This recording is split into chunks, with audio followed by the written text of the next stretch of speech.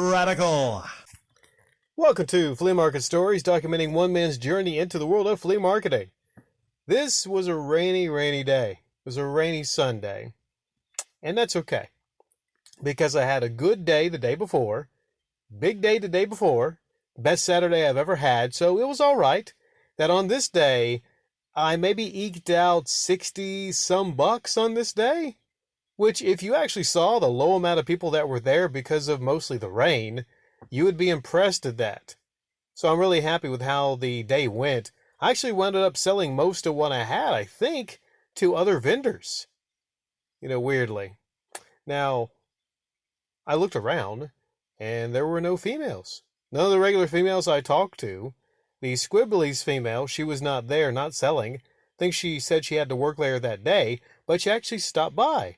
With her boyfriend, who she wasn't paying a whole lot of attention to. She seemed happy to see me, and the boyfriend, he was wearing the same shirt from the week before.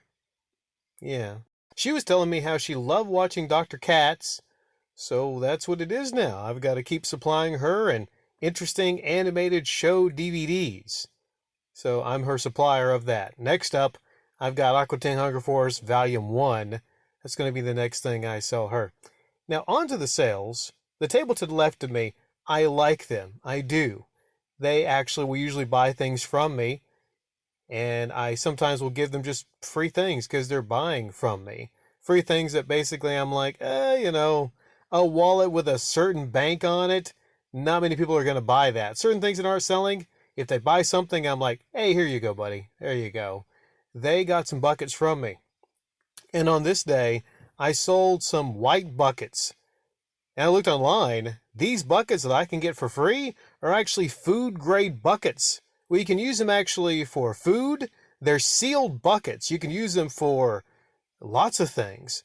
This is high-quality plastic buckets. And I'm just looking at them thinking it's a bucket. But some of these buckets are going for like 30 bucks each online. So, yeah, I see why they swapped those up for $2 each. They also bought one of my shavers. I think I got this shaver maybe for $7 or $8. I had 15 on it, and I gave it to them for 12. So still made about $5 profit. They were really happy to get that shaver. I needed on this day an extension cord. They did not have this. Now what I had set up was actually a little small table. I had a 26-inch flat screen TV, small TV, and an Xbox 360. I plugged that up to the outlet, but I couldn't actually put it to where I wanted to put it. It was way back from my table. This week maybe I'll have an extension cord. And the purpose of that was for me to test out the 360 disc and the DVD disc. Mostly what I have to sell there is DVDs, disc-wise, and 360 disc. Now, if I wanted to get real fancy, I could get another HDMI, put an Xbox One there, and test out the Xbox One disc, which I have about maybe 20 or 30 of to sell right there. So some people actually appreciated that I would actually test those out before that. So I make the sale, but right before I go, let me test it just to make sure it works, so you don't have to come back. And that's just going the next step, the next level to becoming a great flea marketer. It's just that personal touch. But honestly, it's a little bit of work to actually just to plug that up, to worry about the rain, because it was raining really, really heavy that day, whatnot. And I actually got in a little bit of playtime on GTA 4. So I got really bored while so slow, and I just started playing games. So, yeah, I usually get on my phone and look up some YouTube videos or watch some Netflix stuff. But, yeah, I might literally actually just start playing games for the couple hours I'm there. Just maximizing my time there. What else? So, there was this one guy that came back. And it's hard to keep track of a lot of the people that buy stuff from me. But I remember this guy and his family. I think I shared this before. If I didn't, I need to right now.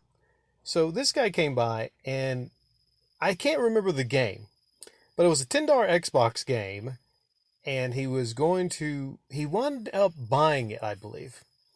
But then his father and mother came by, And there was a bit of a dispute on it, and they might have saw like a tiny little scratch on the corner of the disc. And the father was like, you know what? I mean, it might not work. It might not work. And he was a huge man child. He was a huge man child. I don't know if he worked for a living. I'm not sure. Could have been a YouTuber. I don't know. But the father was getting a little bit irritated by saying, I haven't bought myself anything yet. So I'm looking here. I don't want to get into the middle of a family dispute. I'm, of course, not going to just say, I just take the damn game. No, because I'm a salesman. I'm a flea marketer. So I'm just like watching, thinking about what's the best course of action here. I could say something along the lines of like, well, I mean, I could double check it. And I said, if anything happens or something's wrong with it, I'll give you back a full refund. And most people after that be like, okay, you're here every weekend? That's fine. That's fine. But no, they were still having an issue with it, and they did buy the disc, but he had to basically almost like beg his dad for the money to buy the disc. So this is like a weird family. So this is the guy, first thing he said was like, hey, guess what? The disc worked. I'm thinking like, oh, that's great. What did I sell him, a game or a DVD? I couldn't remember. Now, there was one game he wanted. It was Batman Arkham... there was City Arkham Asylum. Batman Arkham Asylum. But you know what? This time, I had the Xbox 360 hooked up. I put the disc in. I was like, hey, looks beautiful, doesn't it? Works fine. But this time, he actually didn't have any money. So I said, okay, I'll save it for you for 1 week. Yeah. I mean, I have lots of games to sell. But I said, I'll give you 1 week. If you're not here next week, I will be selling that. Now we move on to the final thing, one of the last sales of the day. Oh, okay, one more thing before I get into that. There was an ugly, ugly bag. An ugly woman's bag. One of the ugliest women's bag I have to sell. And the initials, I think, were AW. So, 1, the bag was ugly. 2, it was AW. So usually the person that would have to buy that would have to have the initials of that in their name. Otherwise, they look silly carrying around this bag. So I was like, you know what? That's never going to sell. That is never going to sell. But it sold. I sold it for $1. Usually I charge $2 on my women's bags, but I sold that for $1 towards the end of the day. Actually, last hour I only made $3. 2 DVD sales to 1 woman, and then the bag. She seemed happy because she said, I have to get this for my friend. I'm thinking, like, is it a joke? You're going to buy your friend the ugliest bag in existence? But, of course, I didn't say that. I said, like, well, I'm sure she'll love that gorgeous bag. No. I've told you before about the little old woman that can't really speak English. She lowers me down in price, and I smile because I know it's coming, and I know she's going to be really crafty. She is a master. She is the Jedi Master at lowering someone in a price. I mean, she's almost as bad as Phoenix Resale, but I let it slide because she's an adorable old woman, so I let it slide. I wouldn't call her a weasel. She's crafty, though, but still, though, she does it in a way where it's like it's on you if, she gets you, right? And you don't expect it. Again, she can barely speak English. But various times, I smile because I'm like, damn it, she got me again. So she runs the cologne on that block of the flea market. She's like the cologne mafia, right? If anyone else is selling cologne, she has a sniffer on. If anyone else is selling cologne. So she goes over to the table, and I actually will go to her table, and she always buys the planters. So she's my planter buyer, because she has plants at her table. Cologne and plants. So I give her good deals. I'm like, hey, 4 planters for $2. And she always nods. Yeah, okay, yes.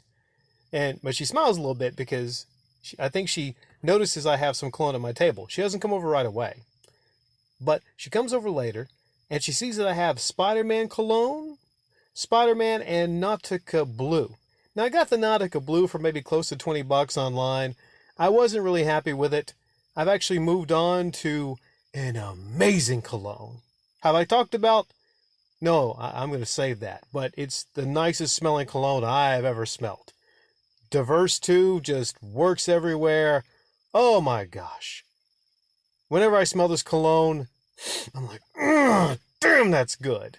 I don't get that with Nautica Blue. Nautica Blue is just kind of boring, right? Now, she sees the Nautica Blue. I have $20 on it. She sees the other one. I have $20 on it. So she, of course, says, like she looks at him. She's like, what'd she say? 15? 15 each? And I go, no, what does she first say? She says 10. Yeah. She looks at both and she goes, I do 10 each. I'm like, no. Oh, no, 15 each. 15 each. Okay. See, even now, like, she did such a Jedi mind trick, I can't even remember it. She was so slick and so smooth. Let me see if I remember exactly what it was. She was going to get one, but then she said, I do both for 25. The way she did was she shifted the prices around to make it seem like 25 was a high number. So the way she said it, kind of like, somebody actually puts the ball in the cups and shifts it around. The way that she said it to me and she delivered the line is what got me. And then after she gave me the money for both of them, she was walking away and she smiled and I said, damn it. She was able to, and I know it's like just $5 off that 30, but I was holding to 30. But just the way that she shifted from a lower to a higher, I'm like, damn it, she is good. So actually, in a way, I look forward to dealing with her again, just because I want to see what's the next way she's going to get me.